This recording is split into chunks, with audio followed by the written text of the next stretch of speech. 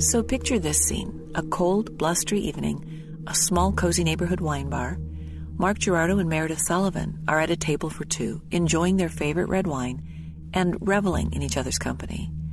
And then Jennair Gerardo comes barreling through the door. She approaches the table and leans in to Meredith, whispering something in her ear. Meredith doesn't react at all, just sits perfectly still. Jennair then turns to Mark, and in a voice so loud everyone in the bar can hear, tells Mark, "Come home now."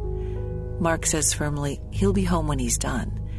Jennair turns around and leaves. Mark asks Meredith if she's okay, and she says yes, but she's shaking when she tells Mark what Jennair said to her. "There's a special place in hell for women like you." Mark leaves a few minutes later, and Meredith stays behind to calm down for a little bit. The bartender offers her a free drink, and he tells Meredith she should get a restraining order against that woman who seemed unhinged. That was the only time they met in yes. person? And after that, I just said, this is getting out of control. I got to do something.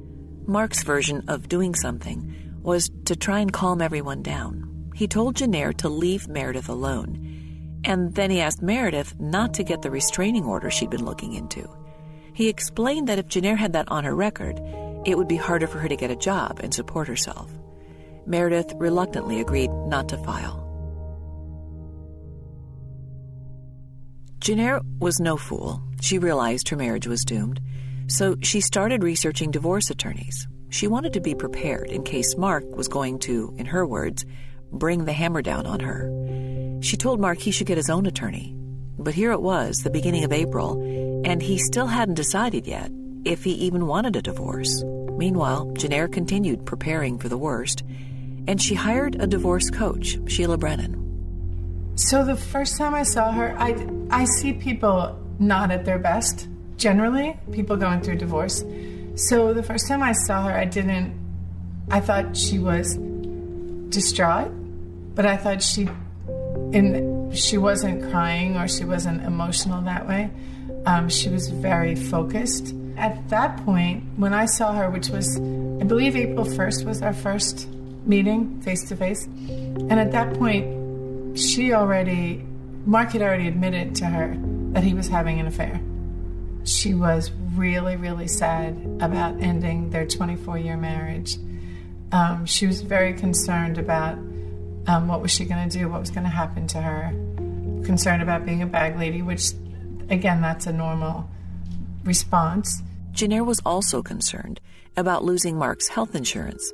So she started booking appointments with an eye doctor, a dentist, and even a surgeon to finally get her painful fibroids removed. And it's right around this time when she's making all these appointments in early April that Jennair stops recording herself, and she starts writing this letter. Guys, I'm not going to write that letter. The kind that looks back on our lives together and great memories and how much I'm sorry for doing these things. I'm sorry if you need it. I lived a lie this entire marriage. I feel so foolish for devoting my entire self to it now. I'm here now because I was so stupid in love and careless with my own life. And I have nothing left to give. I just want to be gone. Clean slate. Jennair kept adding to this letter every few days. She would end up emailing it to her family. This uphill road trying to just survive and heal and even assume I will find a great love again is bullshit. I don't have a chance in hell. We all know what happens to older wives. They hardly ever get their lives even close to what they once had and usually live a lonely life. There's no great love that comes afterwards.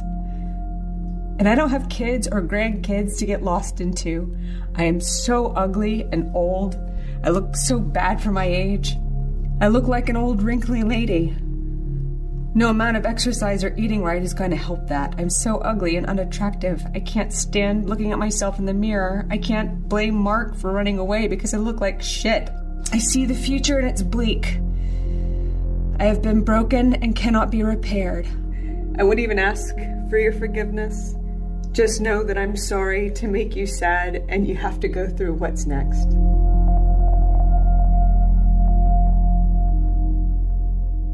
After continuing pressure from both Jennair and Meredith now, Mark finally made an appointment with a divorce attorney. On April 7th of 2018, he walked into the first meeting, still not sure he even wanted a divorce. And when I went to go have an initial consultation and I told her everything that was playing out and everything that had started from the very beginning, she was just, my attorney couldn't believe the listening devices, the GPS devices, all the things that she had been doing. I'm sorry, I didn't know about the GPS devices at that time, just about the listening devices. And she said, you need to get out of this. This is not, you're not safe. And I discounted her warning saying, Jennair's not violent. She wouldn't do anything. I'm fine. I'm going to stay in this. She said, you can't put this back together again. You can't. This marriage is beyond. Look at all the things that she's done. Look what you've done. And the trust is just gone. And she convinced me that you're right, and I needed to file for a petition for divorce. As soon as Mark left the attorney's office, he called Meredith with the news that he was actually going to file for divorce in early May, as soon as he met Delaware's 6-month residency requirement. Meredith was thrilled. Next, Mark called his friend Mike. I was so glad that he had finally made the decision to, it sounds cold, but be done with Jennair. And I was happy for him, and I was happy that he was beyond to the next stage in his life. Mark then went to a jewelry store to pick out and order a promise ring for Meredith. It was a silver filigree band with tiny diamonds braided throughout. He planned to give her the ring as soon as it was ready, sometime in mid-May. Meredith and I never made any formal commitment to one another. We just wanted the opportunity to date and to figure out if our feelings were what we thought they were. So there was no definitive plan to be with Meredith. I was going to move out. She was moving out, and we were going to explore a life together, but independently. You know, I was going to live on my own and have my own job, and she would have her own in a different place, and we would just explore it. Mark still had to break the news that he was going to file for divorce to Jennair. Shortly after I met with my attorney, the next day, after I told Jennair that I was going to be filing a petition for divorce, she seemed to come to terms with it rather quickly. She was really upset at first. 4/8/18, Mark found me crying on the floor, asked how long I was like that, and basically kicked me out by standing there so he could use the shower. As soon as I got out, he stripped his clothes to get in. Like, are you done? He barely feels bad for me, even though he sees the raw pain I'm in. He did this to me. He has no regard for my life, our history. I don't think he ever loved me. He sees me in this sad state and doesn't even care. And the next morning she came back with a list of demands, if you will, requirements for how we were going to play this out. And she called it the wind down period. From what I knew of it was that, from Jennair, was that she set up a calendar and then he had to put in the calendar when he was scheduled to be with Meredith. And I thought that was crazy. And he agreed to that. That's kind of unusual. He agreed to that. I thought that was crazy talk too. I just thought that would be almost like fuel to the fire. Were you uncomfortable having to tell her stuff, like when you were seeing Meredith? It was a very uncomfortable situation, but look, I was just trying to have an amicable end. It was weeks to go until our lease was up and until we were going to file for a petition for divorce. And so I thought, if I can give her a soft landing and you know, go to dinner with her and go have walks with her and try to live a normal life, an amicable life, the last few weeks, then I was more than willing to do that. I didn't think her demands were all that out of the ordinary. In hindsight, I do. But I just fell along with it because that's what I've always done. Here's Dr. Ramani Durvasula again. Mark's sort of psychological organization seemed to be to enable, to give in, to capitulate to whatever was happening in a relationship. He's so conflict averse that when people are too conflict averse, they're afraid of arguments, they're afraid of conflict, they're afraid of other person's rage, which is not abnormal. Nobody likes rage. That they end up giving in, and that giving in is enabling. Mark assumed that Jennair was no longer recording or tracking him since she knew all about the affair and the divorce was imminent. But of course, Jennair never stopped. And so she could listen in to all the planning that Mark and Meredith were doing for their future. He spent the entire day fawning over her, and they spent all day texting back and forth about how they wanted to be together and loved each other. They couldn't keep their virtual hands off of each other. They spent all day talking about their future and how it was so real in less than 40 days. They talked about how excited they were to be free to kiss in public and spend every day and night together, massaging and touching and making love and being together and playing house and going out and being there each and every day. Talking about how he never had anyone in his life that was so supportive and wonderful and fulfilling as her, and he could barely contain his excitement to start his new chapter in his life.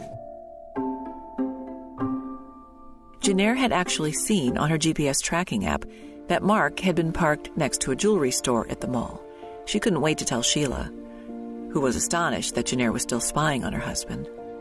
So my point to her is, why do you keep doing this? Because Why do you keep following him and recording him? She wanted to find out if Mark was still telling her the truth. So that was really important to her, that whatever he said to her regarding the end of their marriage, the dates around the end of their marriage, that he was abiding by his promise to her. I just thought that was making it, pouring salt in the wound every time she would listen to those hours and hours of tapes. At the time of writing this, I'm not emotional, maybe angry. I keep coming back to write on future days, so it fluctuates. Sorry, it's all over the place. I want justice. I deserve respect. I want control over this shithole he's making. I need to take matters into my own hands. Oh, and he did go to Jared and buy her a ring. She kept pressing him with, I've been researching rings and I don't want to spend $1,000 for an emerald. Wait till she gets a $600 ring and is so disappointed. He sucks and has no taste at all for jewelry. She'll be all, oh, he could have gotten a much nicer ring at Costco or Walmart for that money. With the divorce looming now, Jennair began obsessing about her financial future without Mark's income. She wanted a 50-50 alimony deal. Mark thought 60-40, his favor, was more than fair.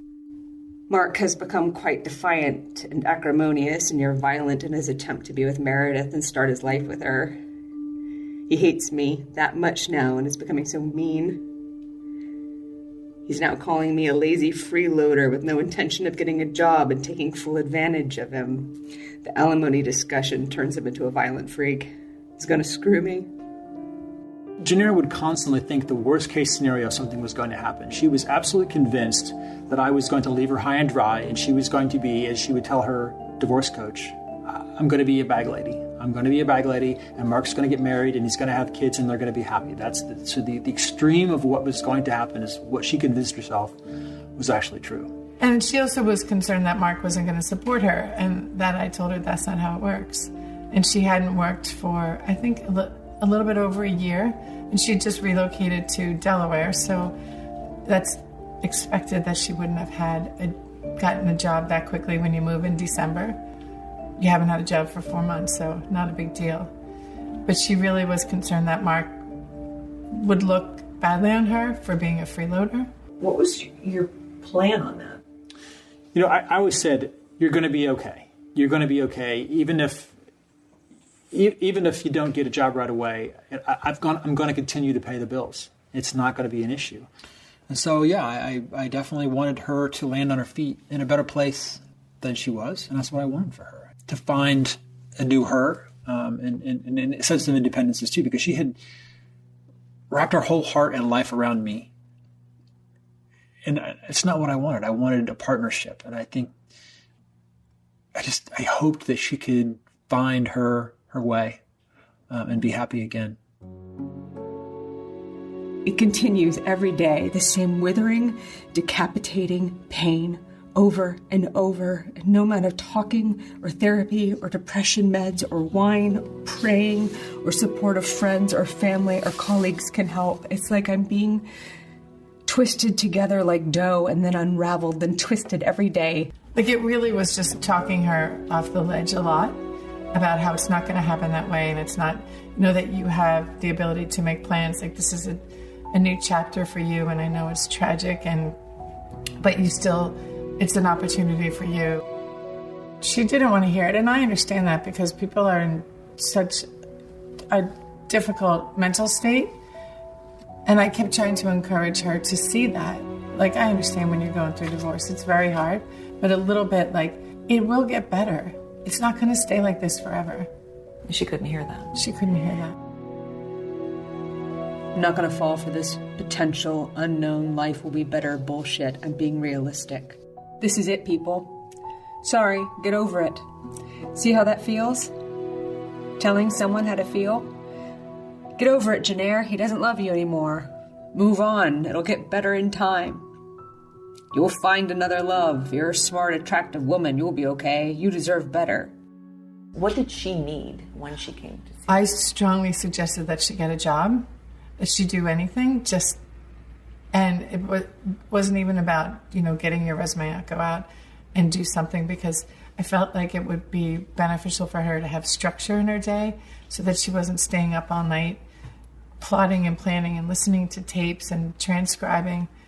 Every time I talked to her, I said, have you looked anywhere? Have you looked for a job at all? Because she definitely was employable. She really was a lovely woman. She really was, from what I saw. And I saw her almost till the very end, so. We need to take a break here, and after, you'll hear Jennair explain why she's really unable to leave Mark. That's coming up.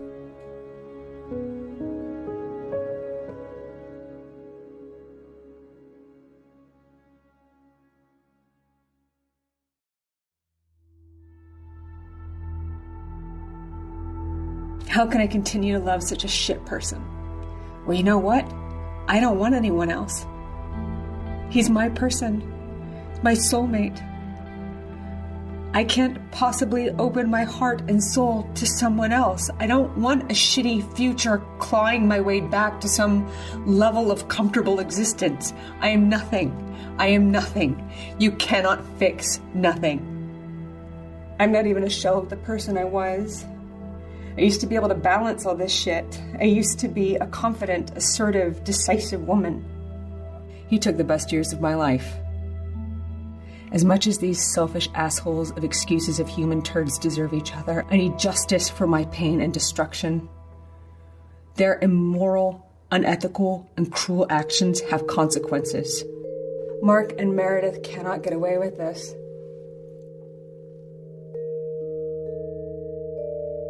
Sometime around the second week of April, there was a sudden, dramatic shift in Jennair's attitude about the divorce. Both Mark and Sheila noticed it. Jennair seemed calmer. She had stopped arguing about alimony, and she even asked Mark to help her write up a new resume. So he spent an entire afternoon helping her, relieved that she was going to be looking for a job, and seemed to be doing okay. I think Jennair came to terms with the fact that they would get divorced. She talked about where she wanted to go and live. Should she go back to Indiana? Should she go back to South Carolina? Because she couldn't possibly stay around Delaware, Philadelphia area because she wouldn't want to run into them. So I used to talk to her a lot about, again, like, this is your opportunity for a new chapter. Did you feel like you were talking to somebody who was listening or somebody who was just, and you're like, okay, yeah, fine, but I'm going to do what I want to do? So was she receptive? I thought that Jennair was very receptive until after I learned that she wasn't. So there's also the sense of, does a person become preternaturally calm before they know they're going to perpetrate something? So in Jennair's case, when the magnitude of what was happening became clear to her, and that there was nothing she was going to be able to do to thwart it, at that point, it was almost like she could have clearly identified what the enemy is. And I don't even say who, I say what. It's the dissolution of her marriage. It's the betrayal by Mark. It's the loss of justice. It's the revalidation that she is a victim. And it's the presence of Meredith, okay? So that this is it, this is happening, and I need to address this. So there's a calmness, because now it's very clear what needs to be done. There's no longer that uncertainty and that ambiguity of, maybe my marriage is going to work out, maybe Mark's going to come back. I need to make my own justice. It's the only way to set me free of this pain. It really is. He did this to me. He cannot get away with this unspeakable treatment. He is so inhumane that he deserves to be hurt in return. He cannot have a beautiful, exciting future and life with her at my expense. It is interesting to me, though, for Jennair, that the loss of Meredith's job, the loss of Meredith's marriage wasn't enough. It was just simply for Jennair, the obsession was that Meredith not get Mark, and that Mark and Meredith not be happy. That was her singular focus. She does not get to replace me. She does not get to have all the things in common and all the connected experiences that are exactly like the ones Mark and I had. He does not get to have the right to call her the loving pet names that he used to say to me. She does not get his undying love and attention and smiles and listening and encouragement, support and protection when he should have given that to me. He does not get to be loved and sexually fulfilled by her when he should and could have been from me. I hope his dick falls off from her skanky mess. And the final really big brick in Jennair's picture was that she was so focused on justice. If you read her writings, it is really striking to me how often the theme of justice came up. This isn't right. It's not okay. Mark needs to stew in his shit he created and suffer as equally as I've had to suffer. He's not allowed to be happy after hurting me and treating me the way he did. Unconditional love is a gift. He shit all over that which I gave to him. But he can't have Meredith, his true magical love meant to be. He made promises to me at our wedding, after boot camp, and throughout our marriage, and he broke them all and in fact ruined my life. He is not allowed to get away with that and be happy. That almost obsession with justice really almost seemed to be the proverbial straw that broke the camel's back, and it became unendurable and something she couldn't regulate. My spirit is gone. Don't you people understand that? I'm not worth it anymore. I have nothing to offer. Let me go. She's a parasite. A blood-sucking, life-sucking parasite, and she needs to be destroyed. It's all I can think about. I just want to blow her face off and destroy her. I want Mark to have the lasting memories of the visuals of us both like that. It's all I dream about.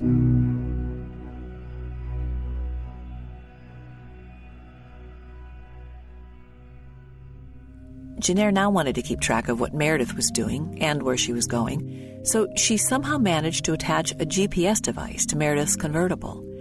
In the real-time tracking app, Jennair gave Meredith's pink car icon a nickname, M. Whore.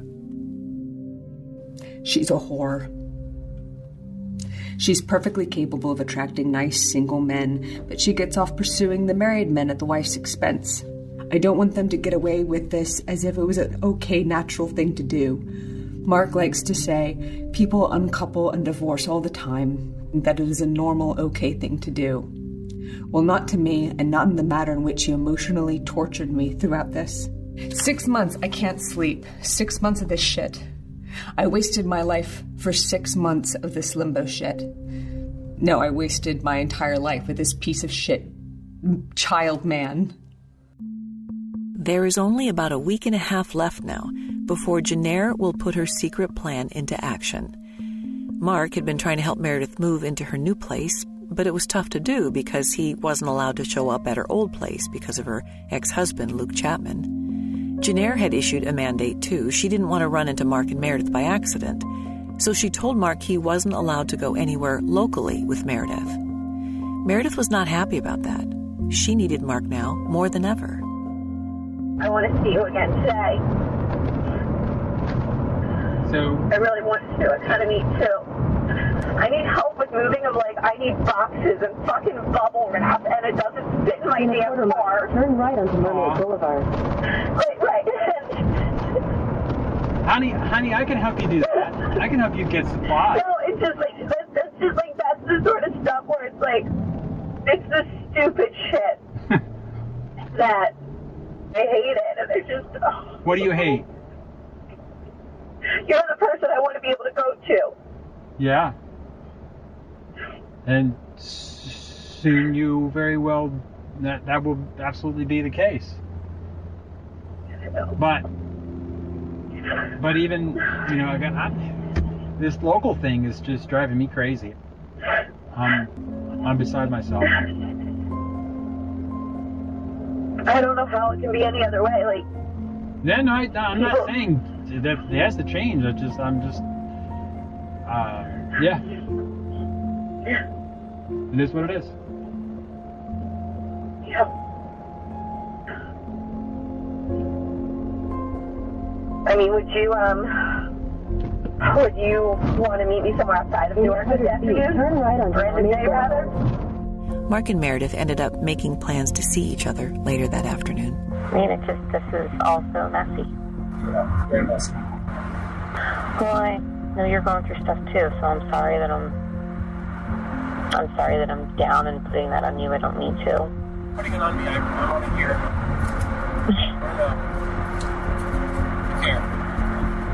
I know you do. And that's probably why I want to talk to you. And just to hear your voice and... Yeah. All right. Well, try to have a good day. You too. Love you. Thanks. Love you too. Bye. She wants to be with him constantly. I told him. She's a drama queen that wants constant attention.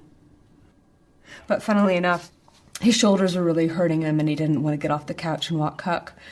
Because he was drunk Monday, he blurted out that she gave him a shoulder massage and it sucked, like Monica and Friends. He was hinting at me giving him a massage, but I said, nope, that's your girlfriend's job now. Sorry, she sucks at it. Whatever, it doesn't change things for me. He's irrevocably broken us and me. He's been so evil to me that I can't even explain to people that they believe me. It's now down to only about a week before the end. Mark and Jennair are having a friendly conversation one night, and he reveals something astonishing to her, that he's actually insecure about his future with Meredith. Wow, so I guess there is trouble in paradise for the loving couple. He just told me on 4/15/18 that he thinks they'll break up in a year because she'll realize what she got with him. And he said that was okay with him because it isn't about Meredith. It's about he is changing his life. Whatever, he's a fucking asshole. I wish I would never have met him or fallen in love with him. My greatest joy was loving him and making a life with him. It was a joke. I would just forgive him and keep loving him. I lost myself. I ultimately did this to myself and wasted my life. I allowed him to break me, and here I am, the ultimate nothing. Please understand, I am so done with this life. Any ramifications of my actions, spiritually or otherwise, cannot be any worse than this and how I feel now. Jennair has a few last-minute tasks she needs to accomplish. She goes to Kohl's to buy black sweatpants and a hoodie, dark running shoes, and then she visits a beauty supply store to buy a dark-haired wig. Finally, she rents a shiny black Cadillac XTS sedan. In the last few days of Jennair's life, she makes yet another trip to practice at the shooting range, and she drives over to Meredith Sullivan's new house. Oh, so on Sunday, 4/16/18, I was scoping out her house. Her house is situated weird in the back behind other houses with a long driveway and has a lot of windows that I might not be able to do it there as I wanted. I really can't hide well or surprise them without getting caught. I can't have them see me and call the police before I can do what I need to do. I may need to do a Bryn Phil Hartman if I run out of time, which sucks because Meredith needs to be erased and Mark should not get off that easy like that. That Bryn Phil Hartman reference Jennair just made was about a shocking murder-suicide that happened back in 1998 when Phil Hartman, a performer on the show Saturday Night Live, was shot by his wife, who then killed herself. I need to make a note that they have and are continuing to make it difficult on me when they rendezvous and meet. Mark turns off his location services on his phone so I can't track him when he meets her. He also parks his car at a location far from their intended destination, and they take her car for the same purpose, so I can't record them talking. They had happy hour drinks at Harvest Restaurant, and now they're at her place. An hour now, most likely fucking, since they have the means and place and privacy to do so. Even though this morning when I told him to wear a condom tonight, he said they're not sexually active, and that's not happening. LOL. She didn't believe that Meredith and I were not having physical relations. She was convinced we were. Meredith and I had stopped. We were not having for months. So yeah, our relationship was really not that physical. It was only a few times, if I can be so candid. On Saturday, April 21st, Mark is helping Meredith move into her new place. Jennair follows him in her rented Cadillac. She parks far away and gets out her binoculars. A neighbor sees a woman dressed in all black watching something across the street. She considers calling police, but then doesn't, figuring it's probably just a bird watcher. After a few hours, Jennair leaves. She drives to a convenience store to buy a scratcher lottery ticket. It's not a winner. Next, she goes to the shooting range for yet another practice session. And she texts Mark about what kind of pizza he should bring home for dinner.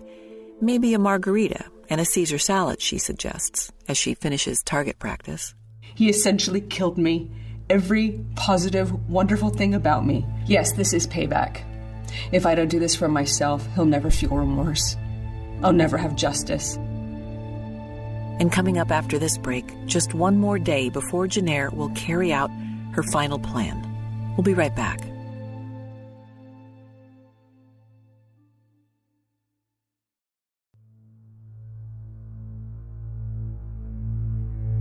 On Sunday, April 22nd, the day before Jennair is going to kill Meredith and herself, Jennair buys groceries. Then she and Mark take their dog for a hike at a nearby state park. Mark is grateful their conversation is pleasant. It feels like the worst is behind them. Monday, April 23rd, the last day of Meredith Sullivan and Jennair Gerardo's life. Shortly after 5 a.m., Jennair is up emailing her divorce coach. She has an appointment with Sheila later that afternoon. But Jennair wanted to tell Sheila that she had just signed a $1,000 retainer agreement with a divorce attorney. Around 7:30 that morning, Mark Gerardo leaves the apartment to go to work. He and Jennair make arrangements to meet for dinner that night. Did you have any idea that there was something that wrong with Jennair that day, or were things pretty normal? It was a pretty normal day. It was a Monday. She was sitting at her computer just as I normally left, and I said, "Goodbye, I love you." And we had plans to meet up for dinner that evening, and I said, "See you tonight." And she just acknowledged me with a little bit of a nod. So it seemed pretty normal. I had no suspicion. On his way to work, Mark stops at Starbucks and orders Meredith her favorite coffee drink, a grande blonde roast with extra soy. He texts her that he's bringing her coffee on his way to work. Meredith writes back, "Huge boyfriend points. Love you. Can't wait to see you." It's shortly after 8 a.m., which is when Jennair checks her real-time GPS tracking app, and she sees Mark's car at Meredith's new house. Jennair takes a screenshot and titles it, "Look who's going to Meredith's house today." And then I went to work, and Jennair exchanged emails all morning long, just normal stuff about, "Please send me your receipts for Saturday night's gas. Did the dog, did you walk him this morning? Did he do his business?" And, it's very normal pedestrian conversation with her. No indication that she was even upset. Jennair spends the rest of her morning calling pet stores to find prescription food for her cat Gypsy.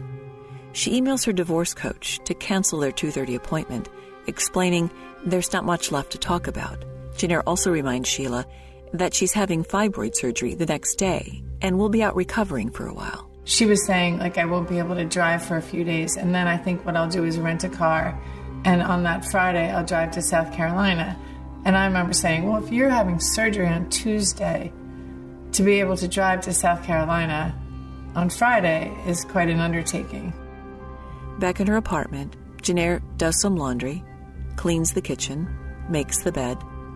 Then she lays out paperwork for all of her and Mark's bank accounts.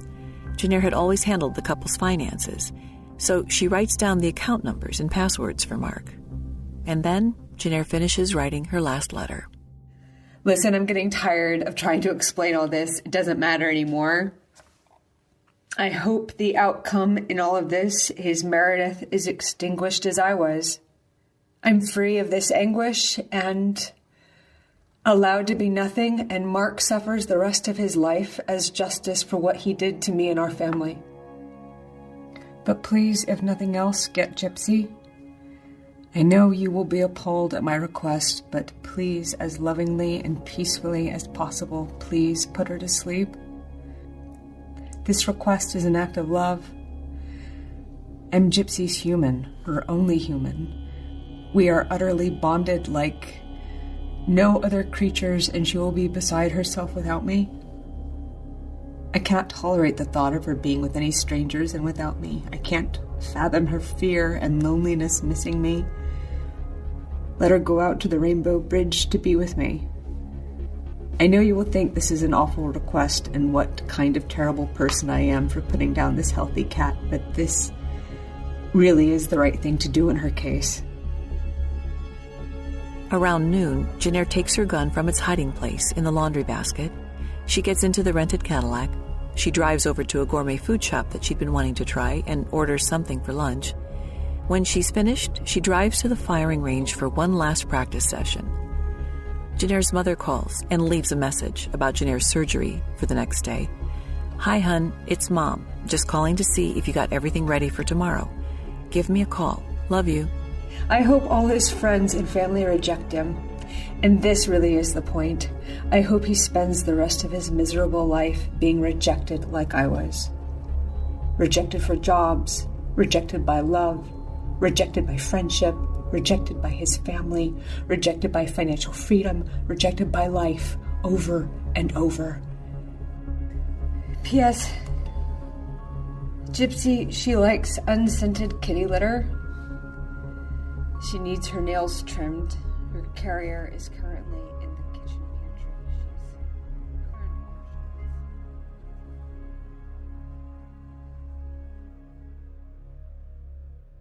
Around 3 p.m. now, and Jennair is on her way to Meredith's house. She stops off at a gas station to top off the gas tank of the rented Cadillac.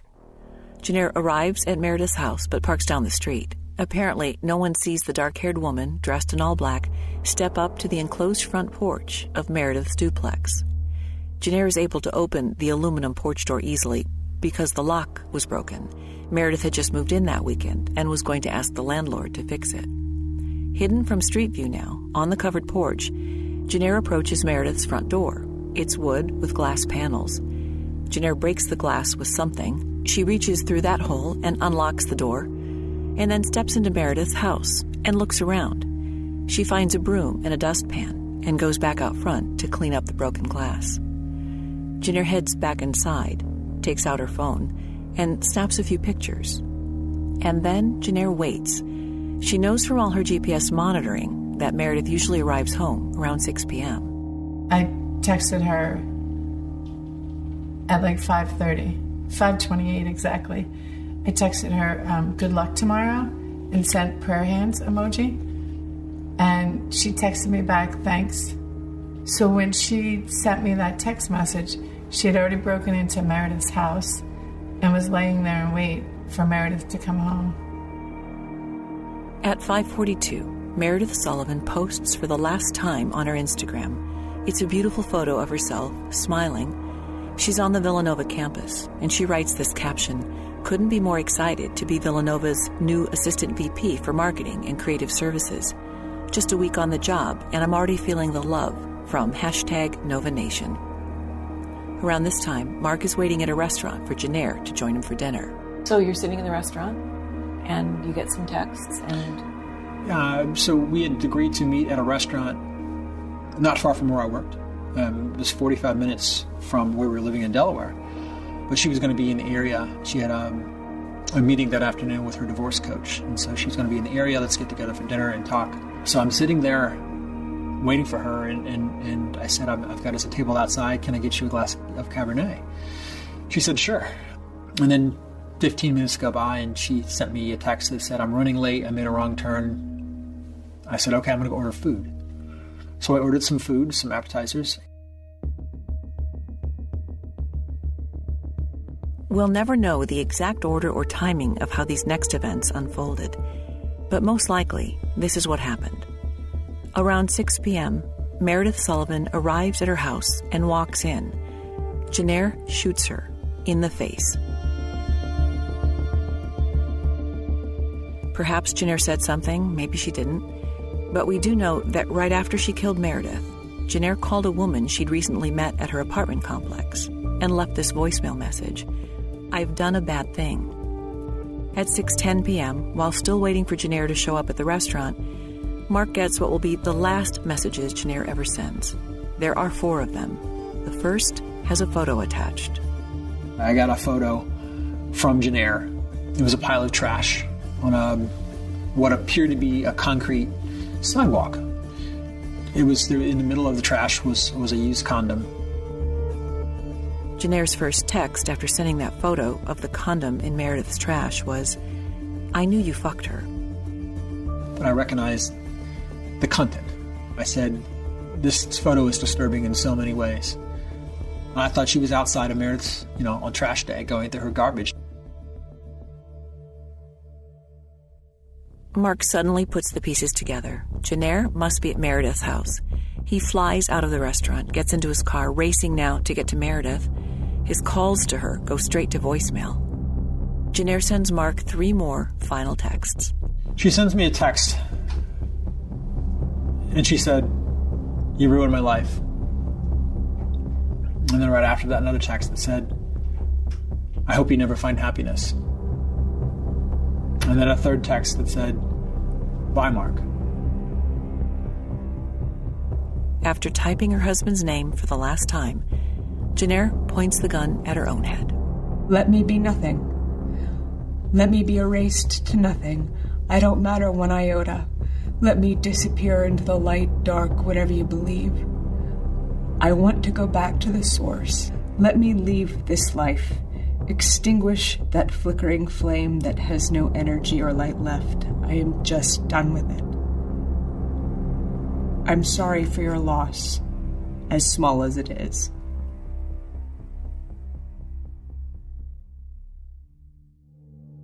At 6:30 p.m., Mark is frantically calling both Jennair and Meredith, but all of his calls are going to voicemail. And it's just a 15-minute drive from the restaurant to Meredith's house.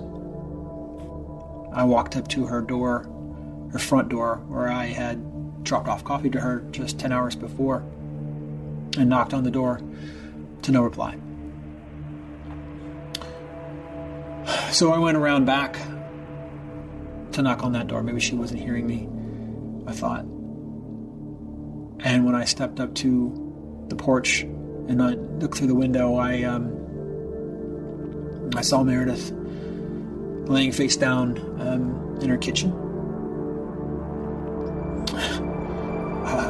Naively, it was a warm day, the first warm day in spring, really, and I thought maybe she had passed out.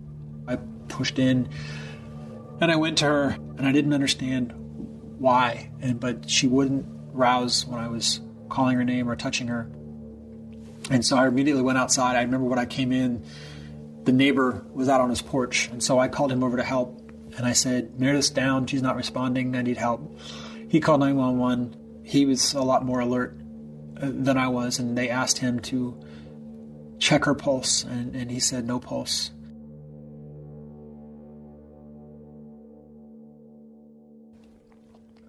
And finally I stood up, and I pivoted to my left, and then 10 feet away from Meredith, I saw a body of a woman all dressed in black, laying face down as well. And it took about 5 seconds before I realized who it was, and I ran to her, and I was stroking her back and her hair. And I noticed a hole behind her ear. Didn't understand it. I yelled out to the neighbor to hurry up because my wife was in here too.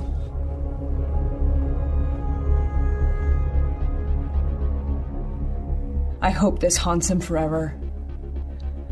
Hell, I will still haunt him from beyond just because he deserves it. I will stand over him while he sleeps all night, glaring and breathing my cold, ripe breath in his face.